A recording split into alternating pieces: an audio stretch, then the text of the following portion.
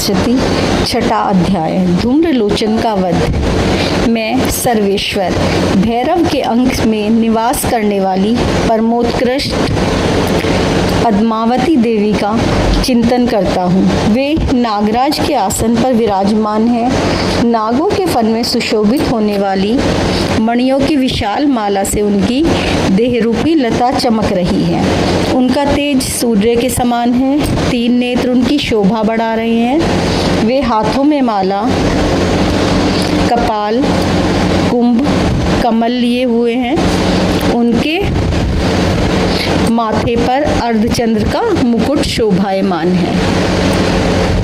ऋषि बोले, देवी का कथन सुनकर दूत को बड़ा क्रोध हुआ। उसने दैत्यराज के पास जाकर सब समाचार विस्तार पूर्वक कह सुनाया। दूत के वचन को सुनकर दैत्यराज कुपित हो उठा और असुर सेनापति धूम्रलोचन से बोला, तुम शीघ्र अपनी सेना लेकर जाओ और उस दुष्टा को केश पकड़कर घसीटते हुए जबरदस्ती यहाँ ले आओ। उसकी रक्षा करने के लिए यदि कोई दूसरा खड़ा हो, वह देवता, यक्ष, गंधर्व कोई भी क्यों ना हो, उसे अवश्य मार डालना। ऋषि बोले, शुंभ के इस प्रकार आज्ञा देने पर धूम्रलोचन दैत्य ने 60,000 असुरों की सेना लेकर वहां से तुरंत प्रस्थान किया। वहां पहुंचकर उसने हिमालय पर रहने वाली देवी को देखा और ललकार कर कहा, अरे तू शुंभ निशुंभ के पास चल। यदि इस समय प्रसन्नता पूर्वक मेरी स्वामी के पास नहीं चलेगी तो मैं बलपूर्वक चोटी पकड़कर घसीटते हुए तुझे ले चलूंगा। देवी बोली, तुम्हें दैत्यों के राजा ने भेजा है। तुम सब में भी बलवान हो, तुम्हारे पास विशाल सेना भी है।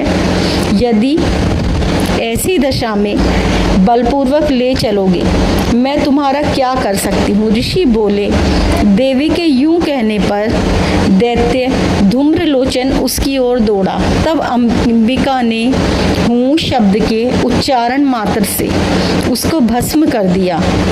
फिर तो क्रोध से विभल दैत्यों की विशाल सेना और अंबिका ने एक दूसरे पर तीखे बाणों, शक्तियों और फरसों की वर्षा आरंभ की। इतने में ही देवी का वाहन सिंह क्रोध में भरकर भयंकर गर्जना करके गर्दन के बालों को हिलाता हुआ असुरों की सेना में कूद पड़ा। उसने कुछ दैत्यों को नखों से मारा, कितनों को अपने जबड़ों की मार से और कितने ही महादैत्यों को पटककर दाढ़ों से जख्मी कर मार डाला। इस सिंह ने अपने नखों से कितनों के पेट फाड़ डाले और थप्पड़ मारकर कितनों के सिर धड़ से अलग कर दिए।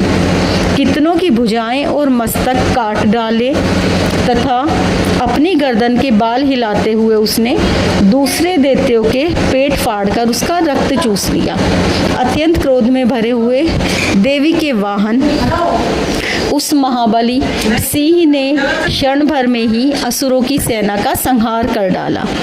शुंभ ने जब सुना कि देवी ने धूम्रलोचन असुर को मार डाला तथा उसके सिंह ने सारी सेना का सफाया कर डाला, तब वह दैत्यराज बड़ा कुपित हुआ।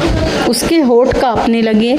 उसने चंड और मुंड 2 महादैत्यों को आज्ञा दी कि हे चंड और मुंड, तुम लोग बड़ी सेना लेकर वहां जाओ और उस देवी को झोटे से पकड़कर अथवा उसे बांधकर शीघ्र यहाँ ले आओ।